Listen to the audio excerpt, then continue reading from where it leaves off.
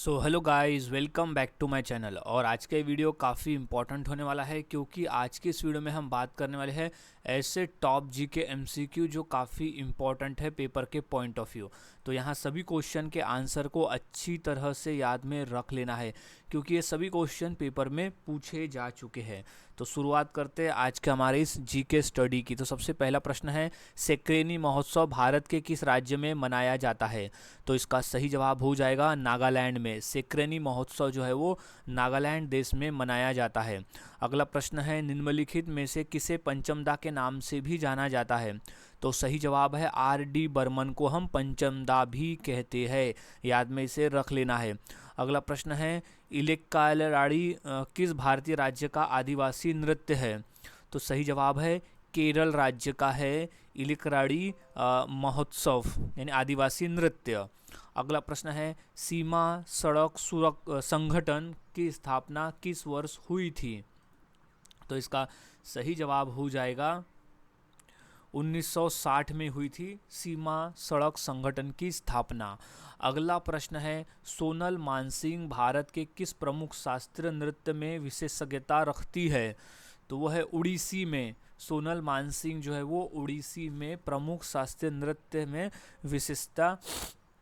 विशेषज्ञता रखती है। अगला प्रश्न है, हार्नबिल उत्सव भारत के किस राज्य से संबंधित है? तो इसका सही जवाब है नागालैंड राज्य से। हार्नबिल उत्सव जो है वो नागालैंड राज्य से संबंधित नृत्य है। अगला प्रश्न है, डॉक्टर एन राजन किस वाद्ययंत्र के वादक के रूप में विख्यात है? तो सही जवाब है वायलिन के रूप में विख्यात है डॉक्टर एन राजम। अगला प्रश्न है, भरतनाट्यम हेतु पद्मश्री पुरस्कार से सम्मानित प्रथम ट्रांसजेंडर कौन है? तो इसका सही जवाब है नर्तकी नटराज है, याद रखना है नर्तकी नटराज है भरतनाट्यम हेतु पद्मश्री पुरस्कार से सम्मानित। अगला प्रश्न है, अनफिनिश्ड ए मेमोर किसकी आत्मकथा है? तो सही जवाब है प्रियंका चोपड़ा जोनस की आत्मकथा है अनफिनिश्ड ए मेमोर। अगला प्रश्न है, नोंग क्रेम नृत्य उत्सव भारत के किस राज्य में मनाया जाता है?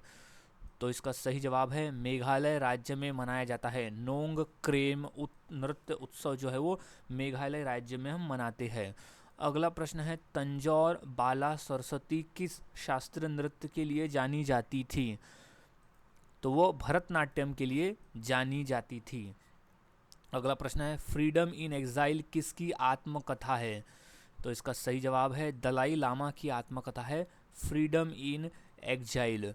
अगला प्रश्न है, असम में वार्षिक फसल होने पर कौन सा उत्सव मनाया जाता है?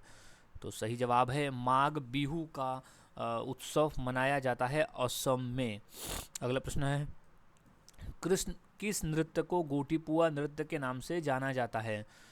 तो सही जवाब है बंध नृत्य को गोटीपुआ नृत्य के नाम से जाना जाता है, बंध नृत्य को। अगला प्रश्न है कि निम्नलिखित में से कौन प्रसिद्ध सितार वादक है? तो वो है अनुष्का शंकर है प्रसिद्ध सितार वादक अनुष्का शर्मा।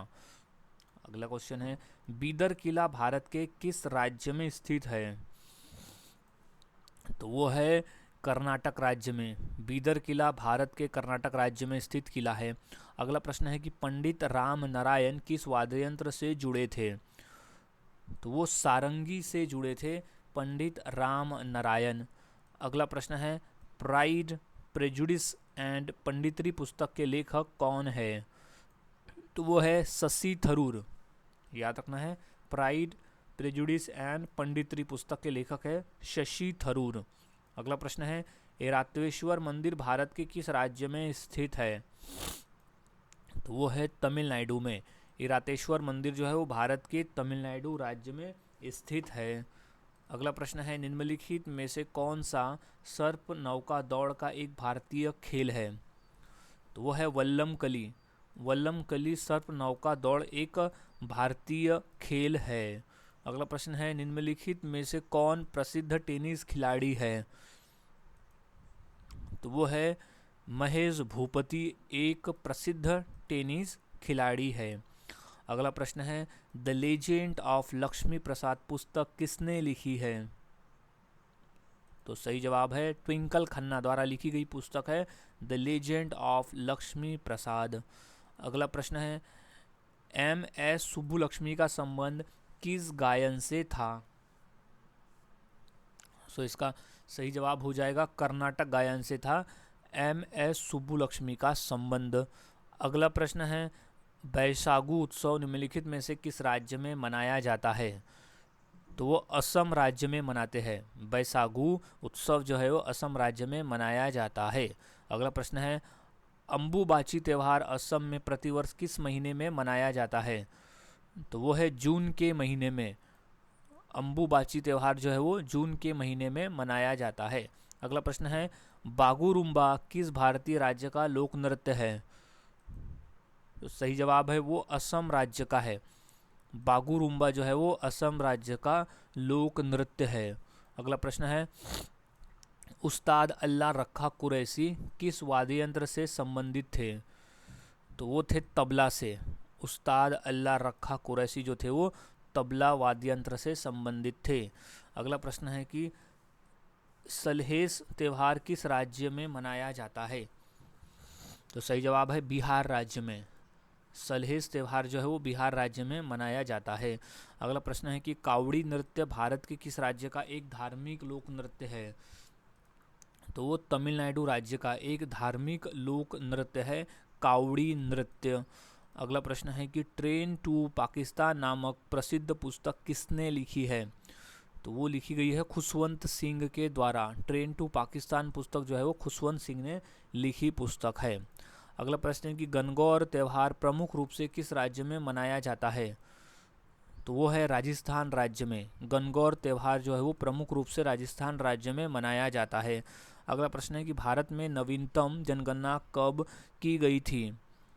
तो वो थी 2011 में। भारत में नवीनतम जनगणना जो है वो 2011 में की गई थी।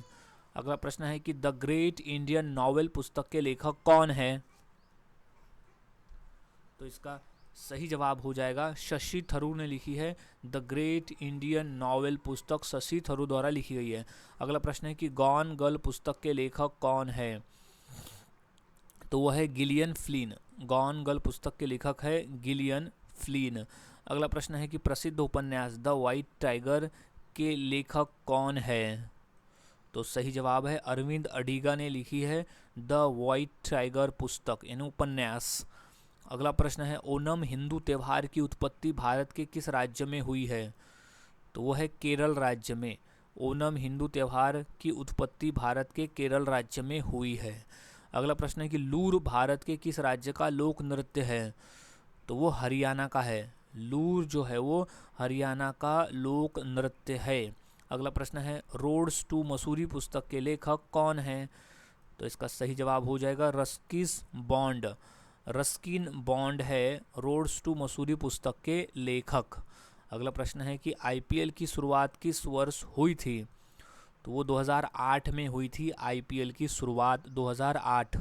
अगला प्रश्न है भारत के किस राज्य में वांगला महोत्सव मनाया जाता है? तो हम मनाते हैं मेघालय राज्य में। मेघालय राज्य में वांगला महोत्सव मनाते हैं। अगला प्रश्न है कि पद्मा सुब्रमण्यम को किस शास्त्रीय नृत्य के लिए जाना जाता है? तो भरतनाट्यम के लिए जाना जाता है। पद्मा सुब्रमण्यम को भरतनाट्यम शास्त्रीय नृत्य के लिए जाना जाता है। नेक्स्ट है मनिका बत्रा किस खेल से जुड़ी है? तो वो जुड़ी हुई है टेबल टेनिस से। मनिका बत्रा जो है वो टेबल टेनिस के खेल से जुड़ी हुई है। अगला प्रश्न है कि स्वतंत्र भारत की पहली जनगणना किस वर्ष आयोजित की गई थी? तो वो है 1951 में स्वतंत्र भारत की पहली जनगणना आयोजित की गई थी। अगला प्रश्न है कि टी.एच. विनायक राम का संबंध किस वाद्य यंत्र से है? तो वो है घाटम वाद्य यंत्र से है टी.एच. विनायक राम का संबंध। अगला प्रश्न है कि पद्म विभूषण विजेता पंडित बिरजू महाराज किस नृत्य के लिए प्रसिद्ध थे? तो वो थे कथक नृत्य के लिए। पद्म विभूषण विजेता पंडित बिरजू महाराज जो थे वो कथक नृत्य के लिए प्रसिद्ध थे। अगला प्रश्न है कि मानवता के लिए एक धर्म एक जाति और एक ईश्वर का सिद्धांत किसने दिया था? तो वो श्री नारायण गुरु ने दिया था। मानवता के लिए एक धर्म एक जाति और एक ईश्वर का सिद्धांत। अगला प्रश्न है भारत के अधिकांश शास्त्रीय नृत्य रूपों की उत्पत्ति किससे हुई है? तो वो नाट्य शास्त्र से हुई है। भारत के अधिकांश शास्त्रीय नृत्य रूपों की जो उत्पत्ति है वो नाट्य शास्त्र से हुई है। अगला प्रश्न है, कुचिपुड़ी नृत्य की शुरुआत भारत के किस राज्य में हुई थी? तो वो हुई थी आंध्र प्रदेश में। कुचिपुड़ी नृत्य की शुरुआत हुई थी आंध्र प्रदेश में। अगला प्रश्न है कि पुंग चोलम किस राज्य का लोक नृत्य है? तो वो मणिपुर राज्य का है। पुंग चोलम जो है वो मणिपुर राज्य का लोक नृत्य है। अगला प्रश्न है कि किस शास्त्रीय नृत्य का शाब्दिक अर्थ जादूगरनी का नृत्य है? तो सही जवाब है मोहिनी अट्टम। मोहिनी अट्टम का अर्थ होता है जादूगरनी का नृत्य, याद में रख लेना है। अब नेक्स्ट क्वेश्चन है, भारतीय परमाणु कार्यक्रम का जनक किसे माना जाता है? तो सही जवाब है होमी जहांगीर भाभा को भारतीय परमाणु कार्यक्रम का जनक माना जाता है। अगला प्रश्न है, निम्नलिखित में से किस नदी के तट पर जबलपुर स्थित है? तो इसका सही जवाब हो जाएगा नर्मदा नदी के तट पर स्थित है जबलपुर शहर। अगला प्रश्न है, अंतर्राष्ट्रीय बाघ दिवस हर वर्ष कितनी तारीख को मनाया जाता है? तो सही जवाब है 29 जुलाई को हम हर साल अंतर्राष्ट्रीय बाघ दिवस के रूप में मनाते हैं। अगला प्रश्न है, चिकनगुनिया किस मच्छर के कारण होने वाला एक संक्रमण है? तो वो एडीज मच्छर के कारण होने वाला संक्रमण है चिकनगुनिया। अगला प्रश्न है, किस भारतीय लेखक ने प्रसिद्ध पुस्तक मानसरोवर लिखी है? तो सही जवाब है मुंशी प्रेमचंद जी द्वारा लिखी गई पुस्तक है मानसरोवर। अगला प्रश्न है, निम्नलिखित में से किसे तारामंडल का शिकारी कहा जाता है? तो सही जवाब है ओरायन को कहा जाता है तारामंडल का शिकारी। अगला प्रश्न है कि भारत की पहली महिला मुस्लिम शासक कौन थी? तो सही जवाब है रजिया सुल्तान थी। भारत की पहली महिला मुस्लिम शासक थी रजिया सुल्तान। अगला प्रश्न है, किस महाद्वीप में देशों की संख्या सबसे अधिक है? तो वो है अफ्रीका महाद्वीप में देशों की संख्या सबसे ज़्यादा है। अगला प्रश्न है कि एशिया महाद्वीप की सबसे लंबी नदी कौन सी है? तो वो नदी है यांगत्सी नदी। एशिया महाद्वीप की सबसे लंबी नदी है यांगत्सी नदी, जो कि चीन में स्थित नदी है। अगला प्रश्न है कि निम्नलिखित में से किसे सागरमाथा के नाम से भी जाना जाता है? तो सही जवाब है माउंट एवरेस्ट को हम सागरमाथा के नाम से भी जानते हैं। ये खासकर नेपाल देश में इसे माउंट एवरेस्ट को सागरमाथा कहते हैं और तिब्बत में इसे चोमोलुंगमा कहा जाता है। अगला प्रश्न है कि निम्नलिखित में से किस देश को हवाओं का देश कहा जाता है? तो वो डेनमार्क को कहा जाता है, हवाओं का देश कहा जाता है डेनमार्क को। अगला प्रश्न है कि मृत सागर यानी डेड सी किन दो देशों के बीच में स्थित है? तो वो जॉर्डन और इजराइल के बीच में स्थित है। मृत सागर जो है वो जॉर्डन और इजराइल के बीच में स्थित है। अगला प्रश्न है कि विश्व में सबसे बड़ा नदी द्वीप कौन सा है? तो वह है माजुली द्वीप। विश्व में जो सबसे बड़ा नदी द्वीप है वो है माजुली द्वीप। अगला प्रश्न है, नेग्रोइड जाति किस महाद्वीप की मूल निवासी है? तो वो अफ्रीका महाद्वीप की मूल निवासी है। नेग्रोइड जाति जो है वो अफ्रीका महाद्वीप की मूल निवासी है। अगला प्रश्न है कि सोगात्सु किस देश का नववर्ष त्यौहार है? तो वो जापान का नववर्ष त्यौहार है। सोगात्सु नववर्ष त्यौहार है जापान देश का। अगला प्रश्न है कि किस देश को हर्मिट किंगडम के नाम से जाना जाता है? तो सही जवाब है उत्तर कोरिया को हर्मिट किंगडम के नाम से जाना जाता है। अगला प्रश्न है, मोहेंजोदड़ो किस नदी के तट पर स्थित है? तो वह स्थित है सिंधु नदी पर। मोहेंजोदड़ो जो है वो सिंधु नदी के तट पर स्थित है। अगला प्रश्न है, निम्नलिखित में से कौन सा वेद संगीत से संबंधित है? तो वो सामवेद है। सामवेद जो है वो संगीत से संबंधित वेद है। अगला प्रश्न है, जैन धर्म का पहला तीर्थकर किसे माना जाता है? तो सही जवाब हो जाएगा ऋषभदेव को। जैन धर्म का पहला तीर्थकर जो है वो ऋषभदेव को माना जाता है। अगला प्रश्न है कि गौतम बुद्ध किस वंश से संबंधित थे? तो इसका सही जवाब है शाक्य वंश से संबंधित थे। गौतम बुद्ध शाक्य वंश से संबंधित थे। अगला प्रश्न है कि सबसे पहले बौद्ध ग्रंथ किस भाषा में लिखे गए थे? तो इसका सही जवाब है पाली भाषा में। सबसे पहले बौद्ध ग्रंथ जो है वो पाली भाषा में लिखे गए थे और गौतम बुद्ध ने अपना पहला उपदेश जो है वो पाली भाषा में ही दिया था। अगला प्रश्न है कि अयोध्या किस नदी के किनारे स्थित है? तो सही जवाब है सरयू नदी के किनारे स्थित है। अयोध्या जो है वो सरयू नदी के किनारे स्थित है। अगला प्रश्न है एक अश्वशक्ति यानी एक एचपी में कितने वॉट होते हैं? तो वो होते हैं 746 वॉट। एक अश्वशक्ति यानी 746 वॉट होता है। अब अगला प्रश्न है कि उच्च तापमान मापने का यंत्र कौन सा है? तो सही जवाब हो जाएगा पायरोमीटर। उच्च तापमान मापने का जो यंत्र है वो होता है पायरोमीटर। अगला प्रश्न है दूध की शुद्धता मापने का यंत्र कौन सा है? तो वो है लैक्टोमीटर। दूध की शुद्धता मापने वाला जो यंत्र होता है उसे लैक्टोमीटर कहते हैं। अगला प्रश्न है कि भारत के पहले मुख्य न्यायाधीश कौन थे? तो सही जवाब है हरिलाल जे कानिया थे। भारत के पहले मुख्य न्यायाधीश थे हरिलाल जे कानिया। अगला प्रश्न है कि भारत का पहला अखबार किसने शुरू किया? तो सही जवाब है जेम्स हिक्की नामक व्यक्ति ने भारत का पहला अखबार शुरू किया था जिसका नाम था बंगाल गजट, और ये हफ्ते में एक बार आता था, साप्ताहिक पेपर था ये। अगला प्रश्न है कि नीति आयोग का मुख्यालय कहाँ है? तो वो नई दिल्ली में स्थित है। नीति आयोग का मुख्यालय स्थित है नई दिल्ली में।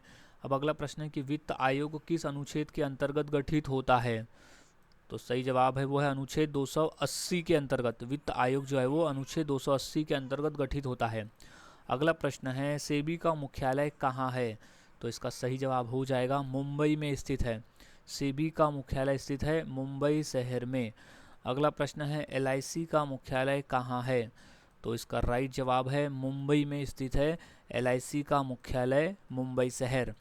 अगला प्रश्न है मानव शरीर में सबसे बड़ी ग्रंथि कौन सी है? तो इसका सही जवाब हो जाएगा यकृत ग्रंथि। मानव शरीर की सबसे बड़ी ग्रंथि का नाम है यकृत ग्रंथि। अगला प्रश्न है कि सबसे हल्की धातु कौन सी है? तो वो होती है लिथियम धातु। सबसे हल्की धातु होती है धातुओं में। अगला प्रश्न है मानव शरीर में इंसुलिन हार्मोन किस ग्रंथि से निकलता है? तो वो अग्नाशय ग्रंथि से निकलता है। मानव शरीर में इंसुलिन जो है वो अग्नाशय ग्रंथि से निकलता है।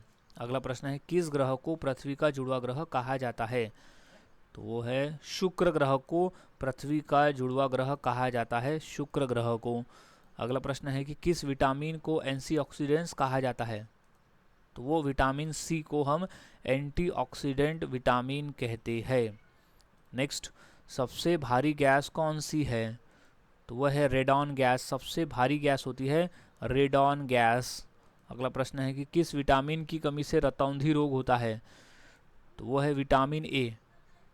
विटामिन ए की कमी से रतौंधी नामक रोग होता है जो कि नाइट ब्लाइंडनेस, रात में न दिखने की शिकायत होती है। अगला प्रश्न है विद्युत धारा की ऐसा इकाई क्या है? तो उसे हम एम्पियर में मापते हैं। विद्युत धारा को एम्पियर में मापा जाता है। अगला प्रश्न है मानव शरीर में ऑक्सीजन का परिवहन कौन करता है? तो वह हीमोग्लोबिन करता है। मानव शरीर में ऑक्सीजन का जो परिवहन है वो हीमोग्लोबिन करता है। अगला प्रश्न है कि रक्तचाप मापने वाले यंत्र को क्या कहते हैं? तो वो स्फिग्मोमैनोमीटर कहा जाता है। रक्तचाप मापने वाले यंत्र को स्फिग्मोमैनोमीटर कहते हैं। अगला प्रश्न है कि प्रकाश वर्ष किसकी इकाई है? तो सही जवाब हो जाएगा दूरी की इकाई है। प्रकाश वर्ष जो है वो दूरी की इकाई है। अगला प्रश्न है भारत का राष्ट्रीय कैलेंडर किस पर आधारित है? तो वो शक संवत पर आधारित है। भारत का राष्ट्रीय कैलेंडर है शक संवत पर आधारित। अगला प्रश्न है द इंडिया वे पुस्तक के लेखक कौन हैं? तो वो है एस जयशंकर।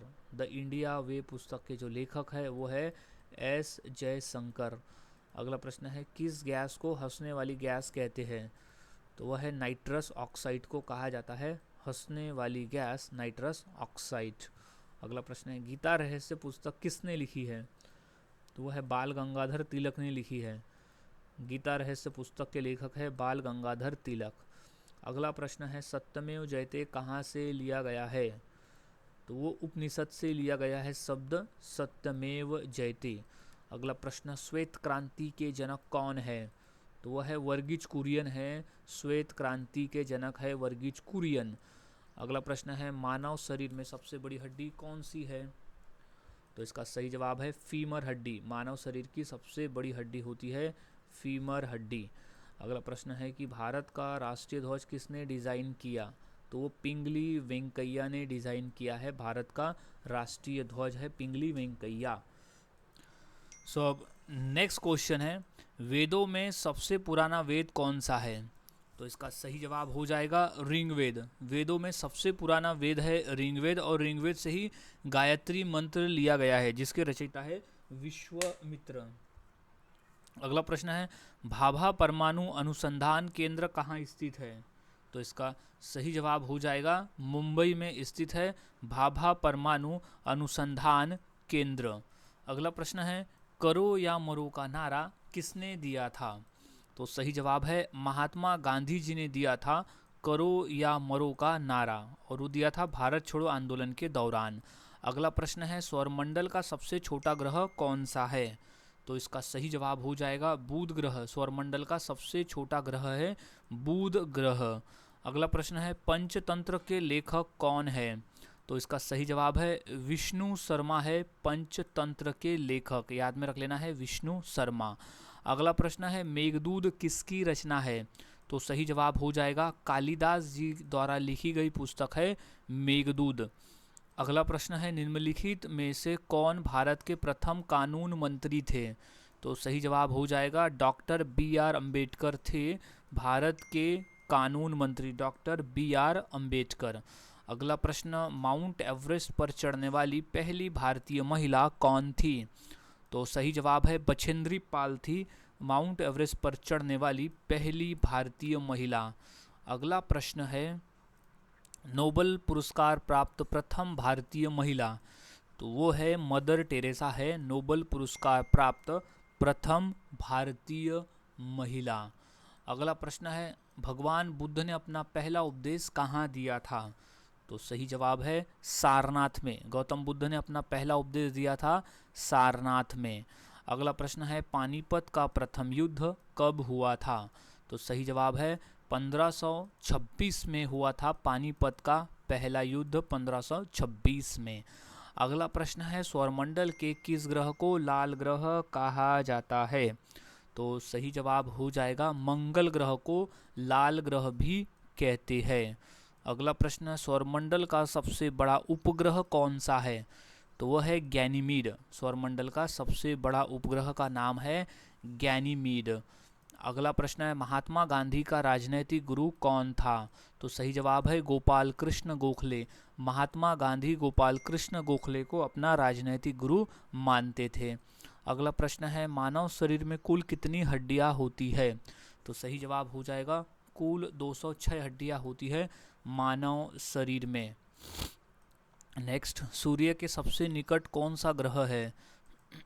तो वो है बुध ग्रह। सूर्य के सबसे नज़दीक वाला जो ग्रह है वो बुध ग्रह है।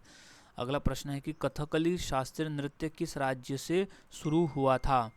तो उसका सही जवाब हो जाएगा केरल राज्य से। कथकली शास्त्रीय नृत्य जो है वो केरल राज्य से शुरू हुआ था। अगला प्रश्न है, स्पर्श रेखा किस खेल से संबंधित है? तो सही जवाब है कबड्डी के खेल से संबंधित है स्पर्श रेखा का। अगला प्रश्न है, यूरो कप किससे संबंधित है? तो सही जवाब हो जाएगा फुटबॉल के खेल से। यूरो कप का संबंध है फुटबॉल के खेल से। अगला प्रश्न है, प्रवासी भारतीय दिवस कब मनाया जाता है? तो इसका सही जवाब है 9 जनवरी को हम हर साल प्रवासी भारतीय दिवस के रूप में मनाते हैं। अगला प्रश्न है कि भारत में पंचवर्षीय योजना का शुभारंभ कब हुआ? तो वो हुआ था 1951 में भारत में पंचवर्षीय योजना का शुभारंभ हुआ था।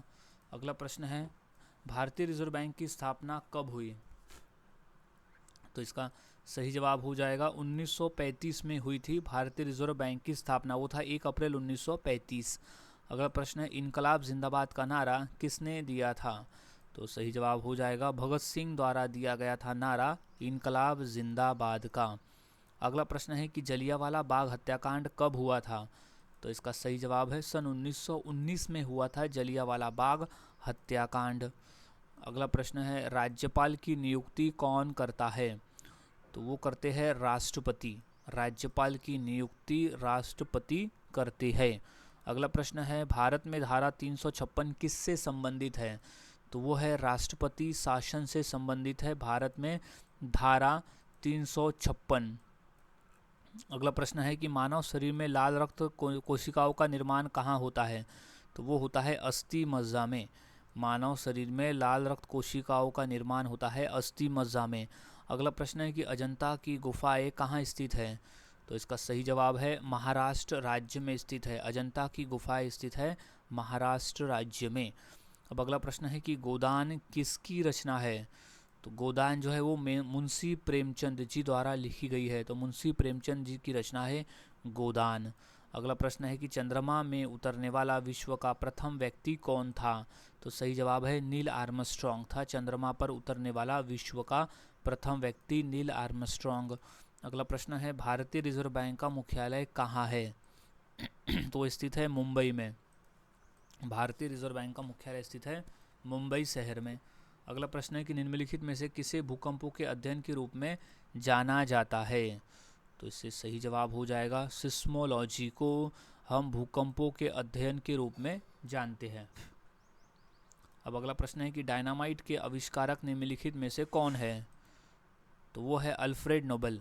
अल्फ्रेड नोबेल है डायनामाइट के आविष्कारक और उन्हीं की याद में सन 1901 में नोबेल पुरस्कार की शुरुआत की गई थी और वो स्वीडन देश द्वारा दिया जाता है नोबेल पुरस्कार, और शांति का जो नोबेल पुरस्कार है वो नॉर्वे देश द्वारा दिया जाता है। अगला प्रश्न है कि नॉकआउट शब्द किस खेल से संबंधित है? तो इसका सही जवाब है मुक्केबाजी से। नॉकआउट शब्द का संबंध है मुक्केबाजी से। अच्छी तरह से इसे याद में रख लेना है, मुक्केबाजी से संबंधित है नॉकआउट शब्द का। अगला प्रश्न है कि बुल्स आई शब्द किस खेल से संबंधित है? तो इसका राइट जवाब हो जाएगा निशानेबाजी से। बुल्स आई का जो संबंध है वो निशानेबाजी से है। अगला प्रश्न है कि भारत के किस राज्य में नटंजलि उत्सव मनाया जाता है? तो इसका सही जवाब हो जाएगा तमिलनाडु राज्य में नटंजलि उत्सव मनाया जाता है। अगला प्रश्न है गिद्दा नृत्य शैली किस राज्य से संबंधित है? तो इसका सही जवाब है पंजाब राज्य से। गिद्दा नृत्य शैली जो है वो पंजाब राज्य से संबंधित नृत्य है, जो कि महिलाएं ही प्रस्तुत करती है गिद्दा नृत्य को, जो कि भांगड़े जैसा ही होता है। अगला प्रश्न है कि वेटिंग फॉर ए वीज़ा निम्नलिखित में से किस व्यक्ति की आत्मकथा है? तो वो बी आर अम्बेडकर की आत्मकथा है। वेटिंग फॉर ए वीज़ा जो है वो बी आर अम्बेडकर की आत्मकथा है। अगला प्रश्न है कि हरिप्रसाद चौरसिया किस वाद्य यंत्र से प्रसिद्ध रूप से जुड़े हैं?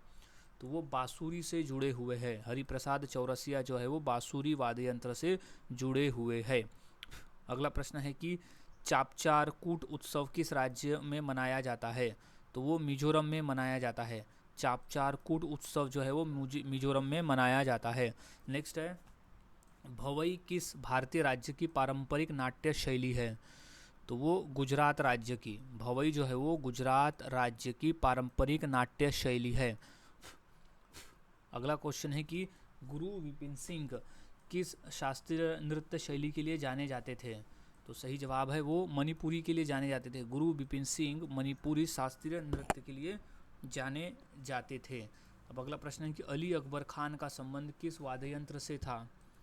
तो वो सरोद वाद्य यंत्र से था। अली अकबर खान का संबंध था सरोद वाद्य यंत्र से। अगला प्रश्न है कि होजागिरी भारत के किस राज्य का लोक नृत्य है? तो वो है त्रिपुरा राज्य का। होजागिरी जो है वो त्रिपुरा राज्य का लोक नृत्य है। अगला प्रश्न है अदिति अशोक का संबंध निम्नलिखित में से किस खेल से है?